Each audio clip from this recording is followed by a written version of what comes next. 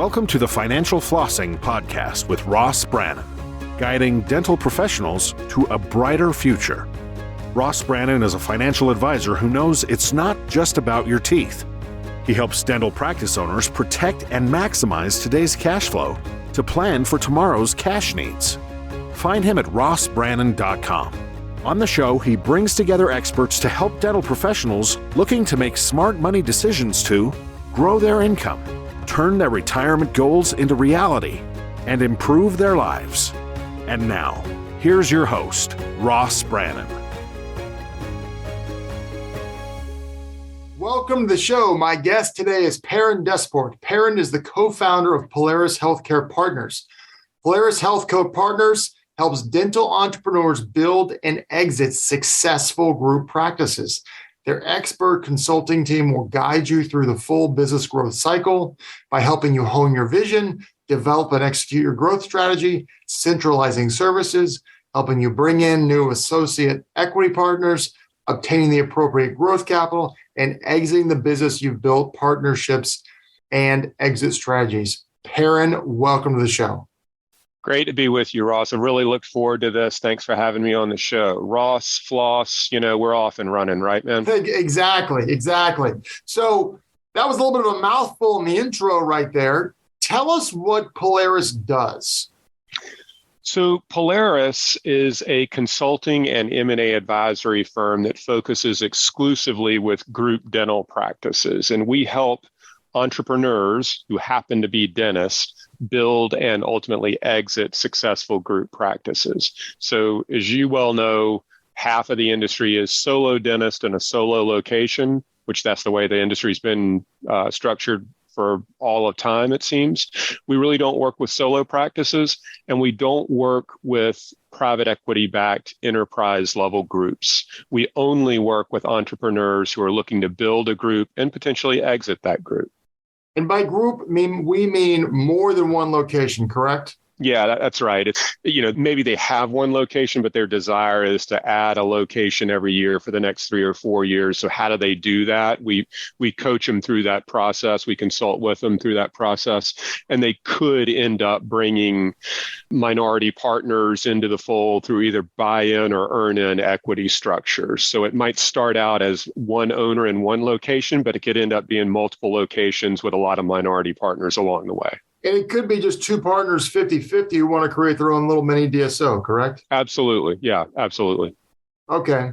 So what do you see kind of going on in the market right now? Obviously, DSOs are kind of everywhere, but I've started seeing more people say, I don't want to sell to a DSO, I want to copy them. What are you saying?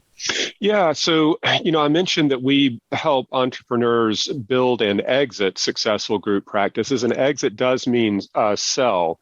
That being said, the vast majority of our consulting clients do not want to exit. They want to build and operate. They want to build a business that is not dependent upon their clinical skill set for their own income. So you can call it passive income if you want. You can call it some level of income derived through the work of associates. And I think, just because DSOs are the rage, if you will, doesn't mean that it's right for everybody. We are, in dentistry at least, we are in a period of consolidation, I would say, and it has been going on for well over a decade. You can look at other healthcare verticals to kind of see how this thing ends up. My wife's an ophthalmologist. My brother-in-law is a heart surgeon. There are very few independent surgeons of any sort these days. They're all part of hospital networks and private equity-backed groups and everything like that. Ophthalmology, optometry is no different. Dentistry will end up being no different. That being said, there are a lot of entrepreneurs who are dentists that are thinking about building a group, and they moving into building a group because they had a friend that did it. And just because somebody else is doing it doesn't mean that you should do it too. So I think it's fraught with danger if you don't have eyes wide open, if you don't understand how to go through that growth journey yourself. Now, that makes a lot of sense. Let's step back and talk about just the medical healthcare world, because you are right. Optometry, ophthalmology is definitely getting eaten up by private equity. Dermatology is getting eaten up by private equity. You typically don't find, I'm in Florida. In Florida, you typically don't find a physician who is not part of a hospital anymore. Hospitals have been buying groups up. The only ones that they haven't bought up has been what I've seen is urology, dermatology, and orthopedics. Everything else has been bought up. And I'm sure it's only a matter of time before those get bought up. Cosmetic surgery would be another one. Yeah. Yeah, because that's typically cash, not insurance. Veterinary would be one because it's cash for the same reason. But yeah. Yeah. So what do you see? Because I've talked to different people. Some people think that the mom and pop dental office will be extinct within 5 years. No. I've also heard people say that DSOs only control 20% of the market, and at most they'll get to 50%. What are you seeing? What's truth? Well, truth is, that's crystal ball stuff. And I mean, I'll just answer it this way. First and foremost, you're right. Other healthcare verticals have a higher level of consolidation than we see in dentistry and in some of those other verticals that we just mentioned. And one of the primary drivers of that is government payer and the reimbursement rates of that and the complexities involved with it that really are not as prevalent in dentistry as they are in other areas of medicine. In dentistry, less than 10% of the revenues of the industry are government payer, and that's not the case in those others. So the complexity that involved, the manpower needs, the speed to cash, all that other kind of stuff is a significantly different animal in dentistry. And I think if memory serves me correct, about 40% of overall reimbursement in dentistry is still out of pocket. So there's a tremendous amount of cash payer. That's one of the reasons that dental practices in and of themselves are such profitable endeavors to own and operate from a P&L standpoint, fixed costs and variable costs. And it's one of the reasons that the industry is so attractive to private equity. And it's also a reason that so many dentists are wanting to build groups right now, because it's easier to take costs out of those groups as you start adding multiple locations and centralized administrative services. So do I think the traditional solo practice is going to go the way of the dodo bird in the next 5 years? Absolutely not. We are below 50%. The ADA did a lot of work on that and had a webinar to that effect where I think like maybe 46% or something are traditional solo practice, single owner solo practice, but that's not going to 5% in 5 years. I think reasonably you're probably going to end up somewhere around 20%, 1 out of 5, but it's going to take a lot longer to get there. How much of the market is DSOs now? This is one of the challenges because these are like whisper numbers, right? There's no MLS service like when you buy and sell a house to know how much of what is owned by whom. So the assessments that I've heard from a lot of industry colleagues that are following this segment of the market is probably between high 20s to about a third of the market. So maybe 25 to 35% is a range. You've got another probably 20% that is doctor founded and debt funded groups, meaning entrepreneurs using bank funds to grow, which is our target audience. And then the other 45% is your traditional solo. Those are really rough numbers though. What percentage of offices are fee for service? I don't know that I know that number or I've ever seen that number, but I would tell you that it's in decline. Is that not the most profitable way? Because insurance is someone told me in the healthcare, one physician told me once years ago that being a physician is the career of diminishing income, because as Medicare reduces reimbursements, so do all the insurance companies.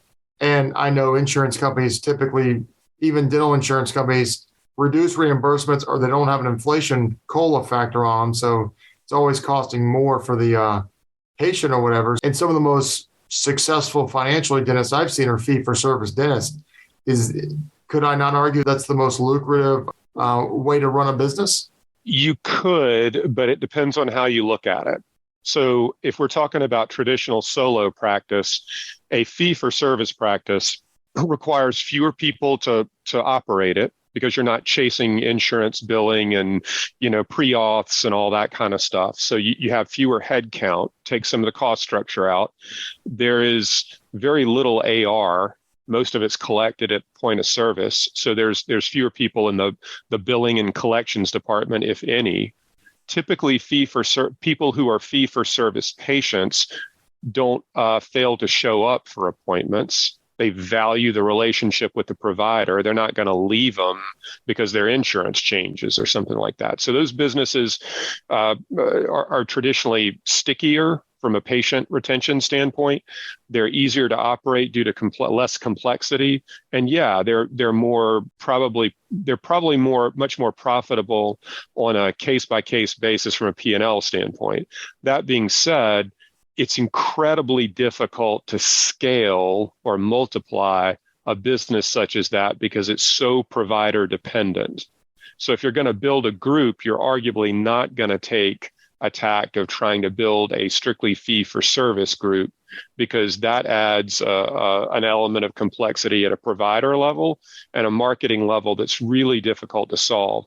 A lot of those are legacy practices that have been built a long time ago and are still reaping the benefits of that fee for service payment structure that they have. But it's arguably not the way. I think it would be very challenging to launch a fee-for-service practice in today's world unless you had just an incredibly unique value proposition or were in a unique market. But it's not as prevalent as it was 20, 30 years ago, for sure. That's interesting. So you help practices grow and potentially exit, either grow their existing group practice or grow to become a group practice. What are the biggest challenges that you see that prevent someone from growing?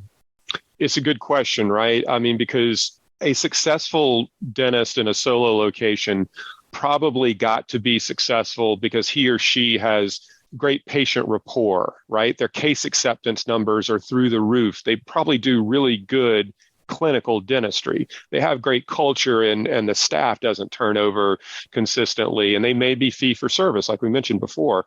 And none of what I just said is really going to guarantee success in a group practice context. The challenges in building a group are really that it's a skill set, one, that's outside of a traditional dentist skill set. All skill sets to be successful in dentistry outside of the clinical aspect, you're never taught. You have to go learn. Exactly. School hard knocks or hire somebody who knows how to do it.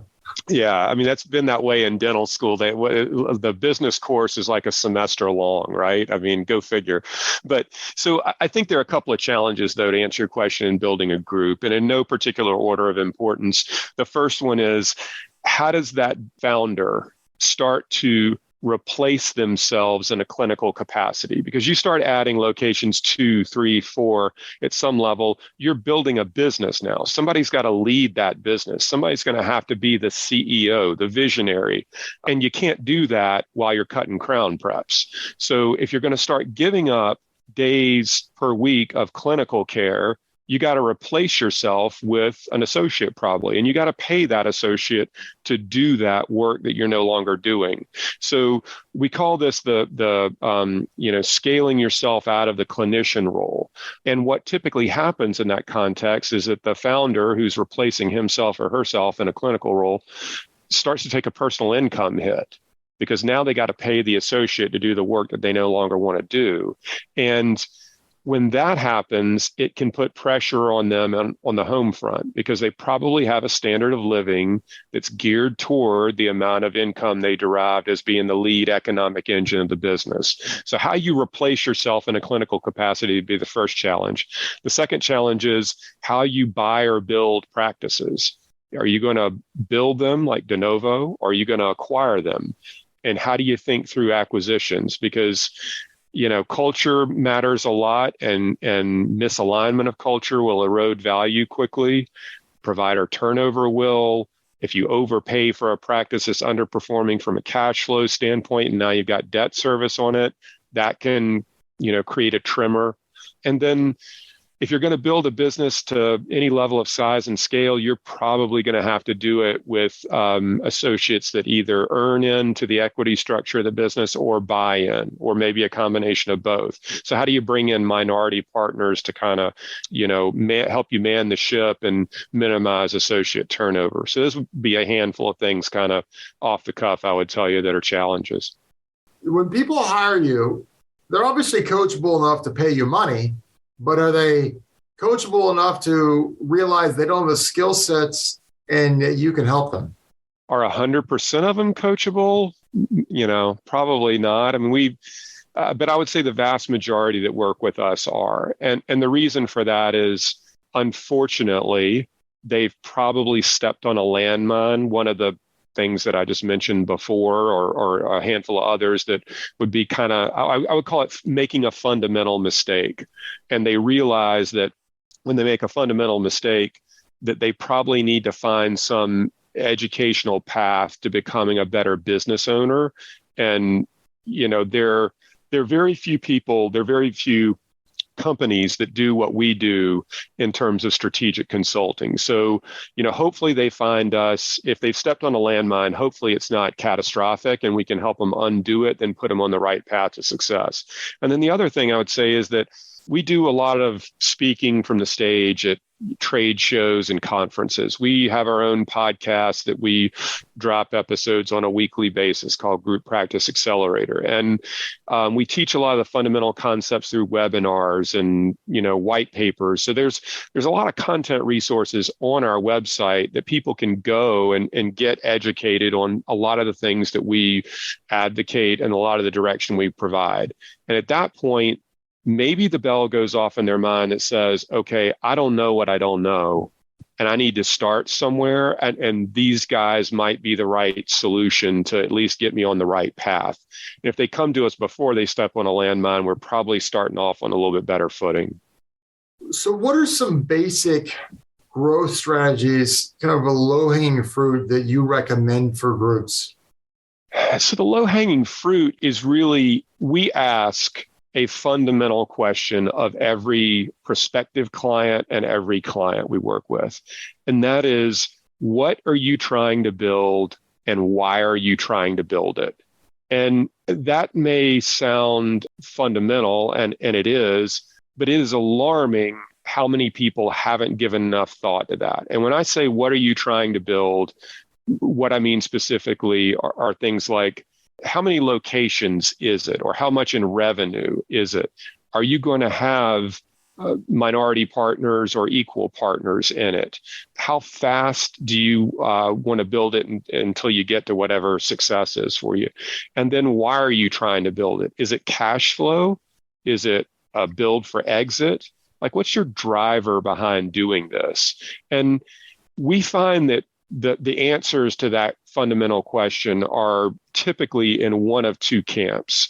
The answer is either really clearly defined in their mind and altogether unrealistic based on either outcome or time frame to get there, or it's not defined at all. And they're just saying, well, I'm going to, my buddy from dental school bought a couple of practices, so I'm going to go out and buy one too. I built a successful solo practice. How hard can it be? Right? So until you really sit down with somebody and press them on, what are you trying to build? Like, outline it for me. Give me details. What does it look and feel like? How fast? How many? What's your role in it? But what are you going to do with the leftover cash? Are you going to reinvest it in the business, or are you going to take it out of the business? And then why are you trying to build it? Well, is a group practice more defensible than a solo practice in terms of viability going forward? Yeah, it could be. I mean, do you want to build it for a massive windfall upon exit, or is it a cash flow need? And if so, what is the quantifiable outcome you're trying to create? So we're very analytically driven in a lot of the esoteric questions we ask.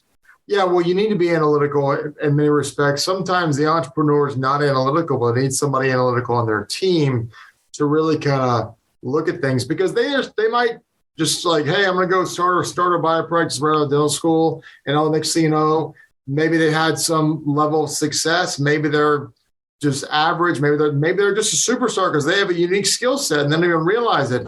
But and next thing you know, they wake up like, well, I'm going to make this amount of money in this amount of years. And it's like, okay, well, let's reverse engineer that. How are you going to do that? Well, I don't know. You're exactly right. You use the word or the phrase we use all the time, and that's reverse engineer. So if Dr. Ross tells me that he wants to build a business and exit the business in 5 years and he wants to put $20 million in his bank account after taxes and after paying off debt, and he's got one location right now, I can do the math that yields a $20 million net walkaway number. I can reverse engineer all that. And if I say, Dr. Ross, you can achieve that outcome, all you got to do is buy 4 or 5 practices every year for the next 5 years to get there. How does that sound? And all of a sudden you kind of look at me. A little overwhelming. Yeah, right. So at that point, you sit there and say, okay, look, is it the $20 million number that means the most to you? Or is it the 5-year time frame that means the most to you? Because this is not realistic, and I don't think you can do it. So is it a 10-year, $20 million walkaway number? Or is it, hey, Perrin, I got to be out in 5. Maybe 20 million isn't a number, but could you get me to 8? Well, let's see what that means. And if it's buying 1 to 2 a year, then maybe that's more realistic. So let's talk about this. So you help dentists exit their business, and there's a lot of people who are brokers, selling to DSOs. Okay, yeah. And by the way, real quick sidebar, do you guys actually broker deals with DSOs? Yeah. So we don't broker doctor-to-doctor transactions. We are a sell-side representative for groups selling to either private equity or to an enterprise level strategic. That's just one piece of a half a dozen things you guys do. Yeah. Because some guys, they're just broker. You're actually helping your consultants and other stuff. But yeah, right. All right. So we talked about this a little off air before we hit the record button. Obviously, a lot of people are selling to DSOs. Now, if you're 65 and you're selling to a DSO, I understand. But I've seen a lot of people in their mid-40s sell to a DSO. Admittedly, I'm not a dentist, so I don't understand the stress of being a dentist like they do. But it's my argument that if you sell to a DSO, you're selling the golden goose. You're basically taking 1 year's income and just getting a front end load of it of typically 7 or 8x, 7 or 8 times. And then you go from being a business owner to being a W-2, which means you got to show up at 8:30 or 7:30 or whatever time and leave at 5 Monday through whatever. And you can't go when you want. You can't cut early. You can't do all that stuff. And so you're now an employee for 3 to 5 years. And now you're kind of done at, 50 or early 50s. And most people, as a guy who's a financial advisor, most people have never done the math. If you're 50 years old and you're a dentist and you're making $500,000 a year, $10 million is not enough money because you're likely going to live another 50 years. So you got to have a second act. That's why I feel like a lot of these people selling are short-sighted when they sell, but am I wrong? I could answer every question with it depends. So That's fair. Well, so first and foremost, these are the questions that we strive to answer for our sell-side clients. Maybe not to the degree that you do as a financial analyst, but we have to give the client the right guidance on whether or not to take an offer that's on the table. All right. So there's a lot to this. So first and foremost, I think the underlying assumption from a lot of financial analysts is that, or financial advisors, is that the continuity of cash flows out of the current practice will continue indefinitely. And I think depending on what the horizon is, that is a dangerous assumption to make based around competitive pressures in the marketplace, as well as the commoditization of services. We talked about declining insurance reimbursement rates and the difficulty in scaling a fee-for-service practice and all that other kind of stuff, right? So we know that dental practices are profitable endeavors, and we know that a lot of solo dentists make a pretty healthy income. But to say that for somebody who's, 45 or whatever mid-career is, to say that the business they've built will continue indefinitely in perpetuity is a dangerous generalization. All right. Dangerous assumption. Yeah. I mean, I don't think you can reasonably make that assessment, I guess is my point. And I think that's where, we get into a little bit of trouble. What we find is that for somebody, in our case, again, these are group practices, the transaction structure for someone or a group of people selling their group practice is at some level in cash and some level in an equity roll into the parent company. So the cash component, which is usually 60 to 80% of the transaction value, is this is a broad generalization, is about 4 to 5 years worth of their annual earnings. Not always, but that's usually a safe general rule of thumb. So when you start seeing where the graphs cross, right, it's about 4 to 5 years on the cash component. So the equity component is a little bit of the jump ball here. And the jump ball becomes who the buyer is. It also becomes who the seller is from an investor horizon. So let's go back to your 60-year-old dentist or, late stage career. All right. So they're going to sell their group practice. They're going to get some amount in cash up front. They're going to have some amount in an equity roll, and there's going to be some level in some amount of time in a work back commitment. Usually 2 to 3 years is the right number to plan on from an obligation standpoint. If you want to stay longer, I'm sure the group is going to want you to stay around longer, but an obligation is usually 2 to 3 years. So you have some level of clinical compensation in those 2 to 3 years based on the number of days you worked clinically an average of the last 3 years. Now, if you know, Ross, that you worked 4 days a week and, busted butt to do it, and these next couple of years, you'd like to go from 4 days a week to 3 days a week, that's all fine, but that's going to be impacted in the EBITDA calcs of the business and the way the business is valued. All right. So you can scale down or start to phase out, but it's going to be negotiated ahead of time probably for that. Short of like a healthcare scare or something like that. But the real piece, and I think the crux of the matter, comes down into the equity component that a seller would roll into a parent company. So who is the parent company? How long have they been in business? What have been their historical rates of return for investors? And we like to say private equity groups don't own businesses, they rent businesses. So they're going to... That's actually a really good point right there. Yeah, so almost all of these enterprise level DSOs are private equity backed. So where are they in the life cycle of maturity? And for the private equity owners in the business, what's their hold? Is it newly recapped for a new private equity group, or is this at like age 4 or 5 years, meaning it's imminent to recap coming up? And for our listeners who don't know, when you say recap, what do you mean? It basically means one private equity group buying out the position of another. A gotcha. private equity group. Say equity roll up for our listeners if they don't know. So what that means is, let's just say that you own a business and the value of it's $1 million, just to use a round number here. And let's say the transaction is valued at 80% in cash, $800,000 in cash, and 20% in equity, $200,000 in equity into the buying company, the parent company. And the roll-up is when the private equity group either sells to somebody else, basically. Sells to another private equity group. Right. So not all private equity groups are the same. They have different benches, different talent. They have different expertise.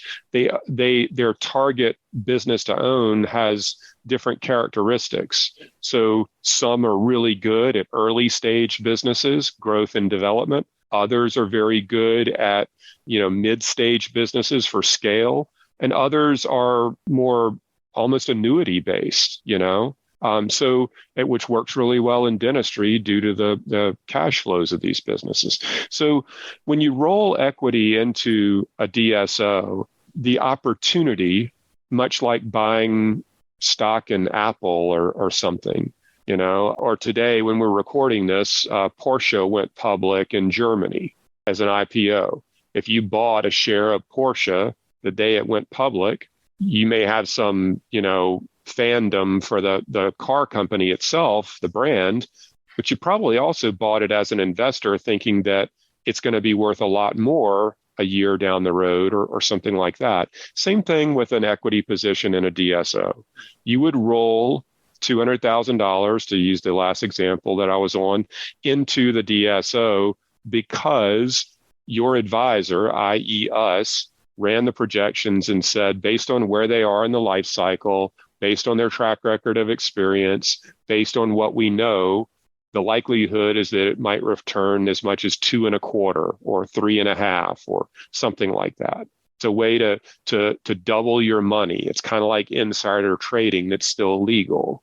So a lot of these companies, especially those that are earlier stage, where the equity isn't valued as highly because it's a newer company, a lot of them have a lot of trajectory for the coming years, and it can be an unbelievably lucrative recap or internal rate of return based on when the equity releases from those companies. So it's important to understand how you get your money out, where they are in their life cycle. Do they have a track record of experience and success?